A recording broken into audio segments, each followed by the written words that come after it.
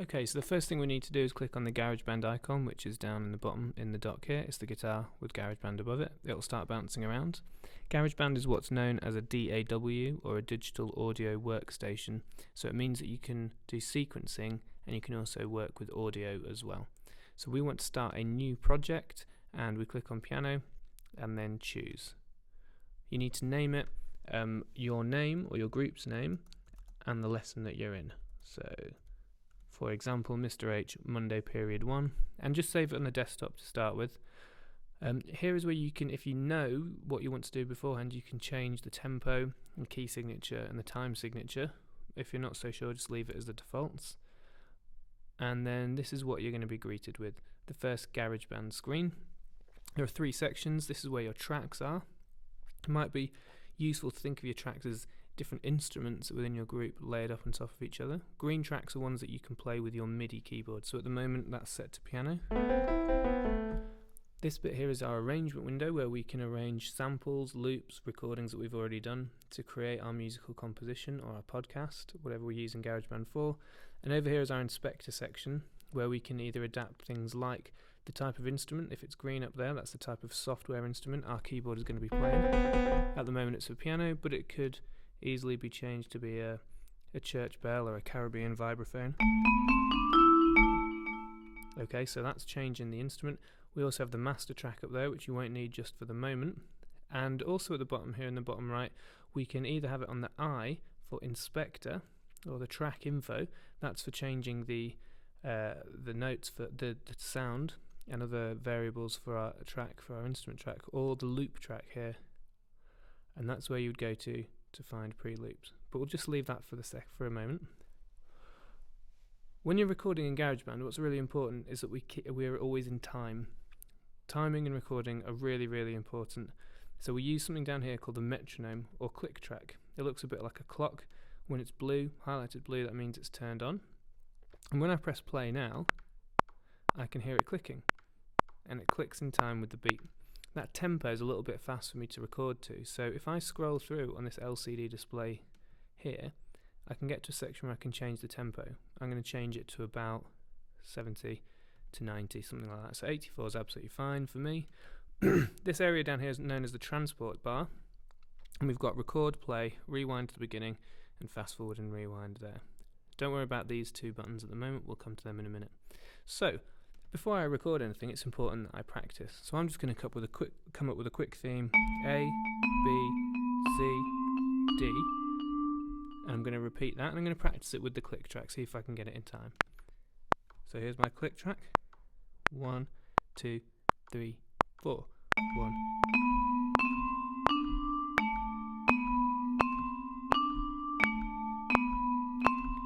So I'm concentrating on the beat, concentrating on the click. When I think I've practiced it enough and I've got it in time, that might take you 1 minute, 5 minutes, 10 minutes, it doesn't matter. Rehearsing is really, really important before we record. I'm now ready to record, but I don't want it to just start recording instantly. So I'm going to go up to here, to where it says control, and I'm going to click on count in. That'll give me 1 bar after I press record, before it starts recording, so I can set the tempo.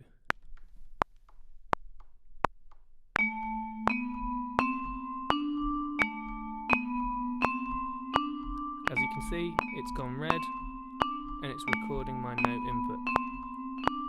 I'm trying really hard to listen to the beat and to play in time.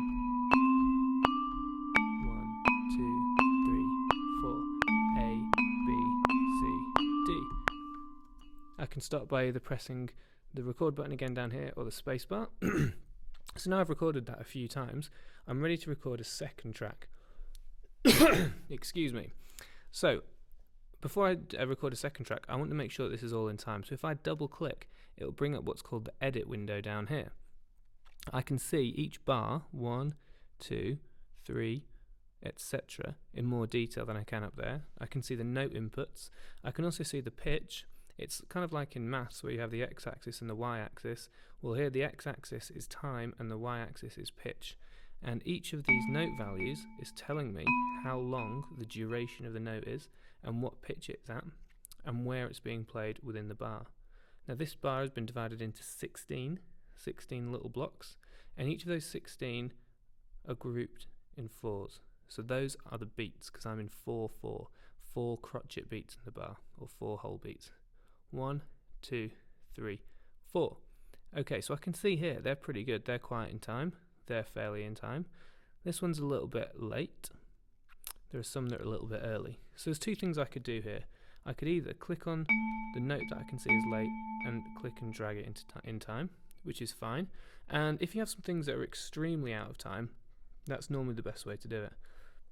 If, like my recording here, most things are kind of in time, but some slightly aren't, a good thing to do is to click on one, click Command and A to select all, and then now I can do what's called a quantize. So I can click on here, and I know I want them to be crotchets or quarter notes. So if I click on that, you should see all the notes shift slightly, so I know that they're all in time. Now you can only do that if you are roughly in time with your playing to start with. So if you're pretty accurate to start with, that can just neaten things up. So you have to rehearse beforehand so that you're ready to be able to quantize. Now when I play it, they should be perfectly in time with the pulse. And if I take the click track off, they sound quite good and they sound quite even. Okay, so that's my first theme. If I want to get rid of this window, or if I click on it by accident, or now that I've finished with it, I just have to click down here on the scissors and the edit window goes away. Next to there is the plus sign where I want to add an extra instrument. So if I click on that, I can go here. I want it to be a green one because I'm going to play it on my MIDI keyboard, and I'm going to click on create. Now what I want now is some kind of bass instrument, so I think I'm going to go for a cello. So if I go for strings, actually we're doing some Hollywood movie music, so let's go to Hollywood strings. Okay, but I'm going to play further down on my keyboard. I'm going to play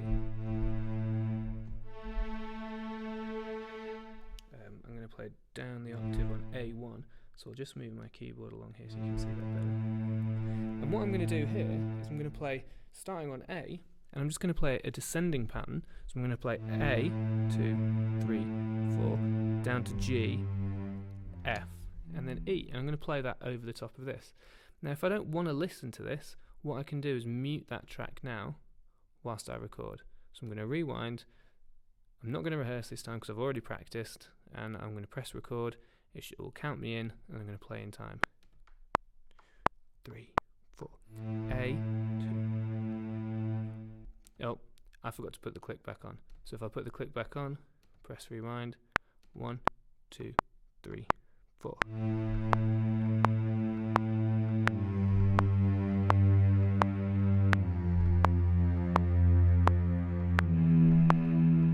So I'm counting now. A, 2, 3, 4. G, 2, 3, 4. F, 2, 3, 4. E, 2, 3, 4.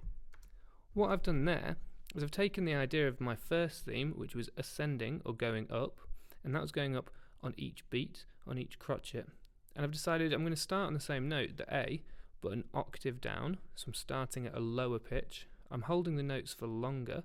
I'm holding them for a whole bar or 4 beats. And instead of having an ascending pattern, I've got a descending pattern, so it's going from A down to G to F to E. So now I want to listen to what these are like together. So I'll take off the mute of the top track, rewind to the beginning, and have a listen.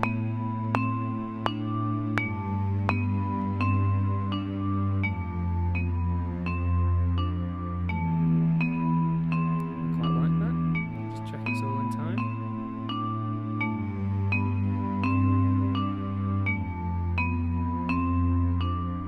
Okay.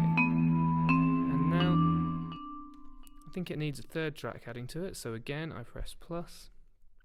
It's still going to be green because I'm still going to be playing it myself. I click on create, and this time I'm going to go for an organ sound, and let's go for a cathedral organ. Let's make it sound a bit spooky.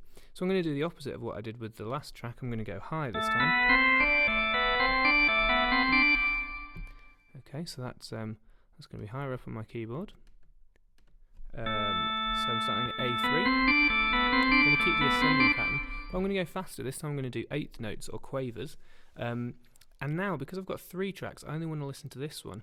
Instead of muting both of those tracks, if I click on the headphones there, it solos just this track. So you can see those 2 tracks are greyed out, and now it's just the cathedral organ. So I need to practice this one perhaps because I'm using quavers, I need to be more in time, so I'm going to press play. I'm going to listen to the click track. 3, 4. 1 and 2 and 1 and 2 and 3 and 4 and 1 and 2 and 3 and 4 and 1 and 2. Okay, so I think I've got that pretty much in time. Press stop. I'm going to rewind. Ensure that the count in is on, which it is, and now I'm going to give it a go at recording. I might not record it all because I'll show you how to loop in a second, so I might just record maybe twice through, 2 bars.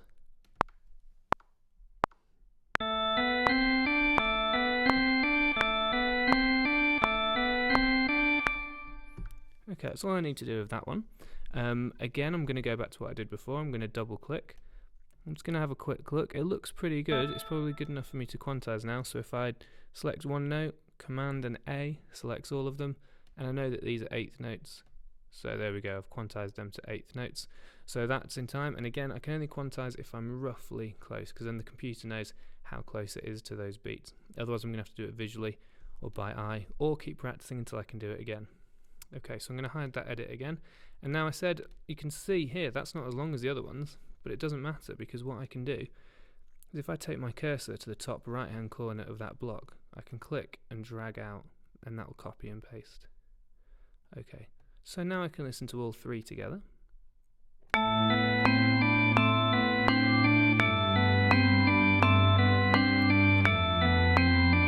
kind of fairly nice and creepy. Ready for my film scene. Taking the click off. I quite like that. I think I just need to add some more percussion. So I said I was going to show you this section. So if you go down to the bottom right-hand corner, there's the loop down here, the loop browser. If you click on that, what I want some drums, and you can narrow this down however you want. I think I want some orchestral drums. I want them to be quite dark, and I want acoustic drums. I want a part. Okay. Okay. So let's have a look. Let's have a look at some of these. So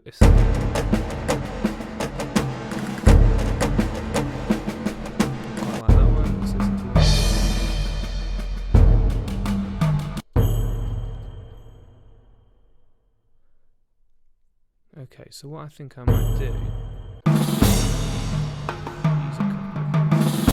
so I think I'm going to start with D, and all you do is you click and drag the ones that you like to where you want them. So I think we might have that one playing twice, followed by escape B. Again, let's have that playing twice. I think we then might have escape B, and let's just have that the once because it's quite a long loop, followed by escape D. There we go. Let's have that twice. Oh no, sorry, it wasn't that one, was it?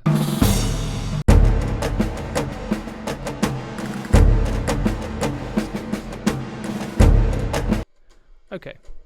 So there we go, so I've got my drum parts in, and now what I'm going to do is I'm going to change the texture as my parts come in. So I'm going to start with a thinner texture, so I'm just going to have, you can see here the drums are quite thin, there's only one note at the start of each set of 2 bars, and I think I'll start with those strings, those low strings, followed by, perhaps we'll have the vibraphone come in, and then after they've done their thing we could have the organ coming in when the drums are building up.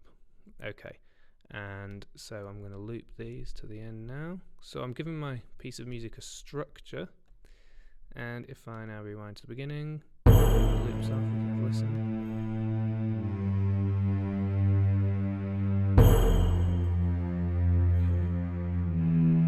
Sounds okay, I think.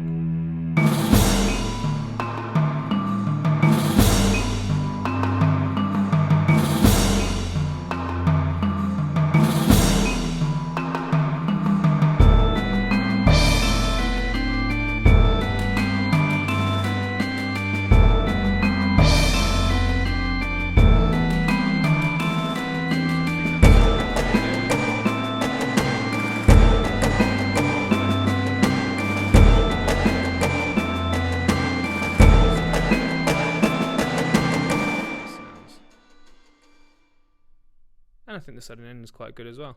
One thing I do want to do now is change the dynamics. So I think when these drums come in, I'd quite like them to be a bit more gradual. So here I can click on this drop down triangle, and all you need to do volume changes is click a couple of nodules on, and there you go. Now what will happen is those drums, as they follow that line, if we just solo this drum part, if we take it to there, you should hear they start slowly, get louder, should be getting louder. It's called a crescendo, and now they're at full volume. And I think I might also put a slightly faster crescendo here for the strings. Okay, so that's going to get fast quite quickly, and I think maybe it'd be nice if the organ comes in a little bit more gradually. So over the space of 4 bars, they're going to go from not quite nothing, but quiet to louder. So now, if I take that off solo, I'll go back to being green, and I can watch my dynamic changes. I don't mind this starting with a loud one, and you can see the volume change here, and down. You should see it going back up again as it follows this line.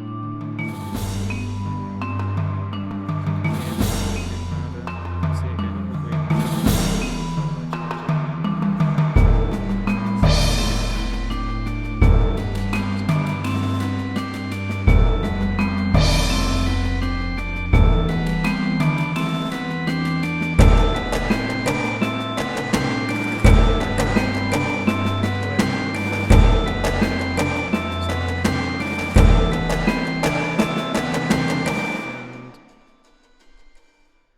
I'm ready to finish my track. So I want to mix the whole thing down. What I can do, at this point in your track, you might want to have the whole piece fade out. If you want to do that, you go to track and fade out, and it automatically brings up the master track down here and does a master fade.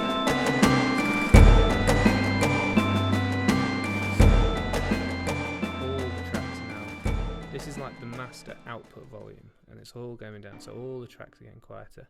I don't actually think that suits the style of music I want, but you might want to, so I'm going to undo that.